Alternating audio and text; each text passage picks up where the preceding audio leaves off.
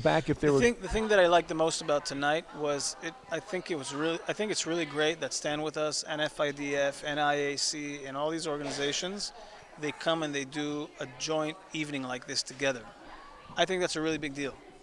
Rather than having a bunch of different nights, I think it shows a lot of power and a lot of unity to band the whole community together and to do a joint venture like this on an evening like this. I think it's very powerful for the community. And then if they want donations and stuff like that, then everyone can go and donate to Sure. what interests them. Uh-huh. But it was a great show of power tonight and heart. It's great. Israel's is a citizens' army, isn't it? It is. It's an army of mostly reservists. Yeah. So is the anti-war movement strong?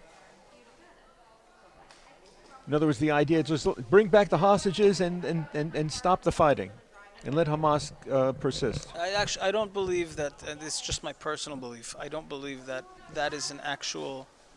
That it's an actual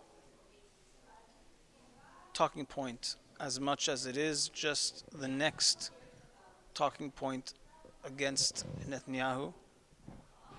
I don't think it holds actual logic, because when they say right now that we have to stop the fighting because it's going to kill the remaining hostages, well, why wasn't that a talking point when there were 100 more hostages before they were returned? Why wasn't anyone screaming from the top of their lungs, we have to stop the war because it's going to kill the hostages?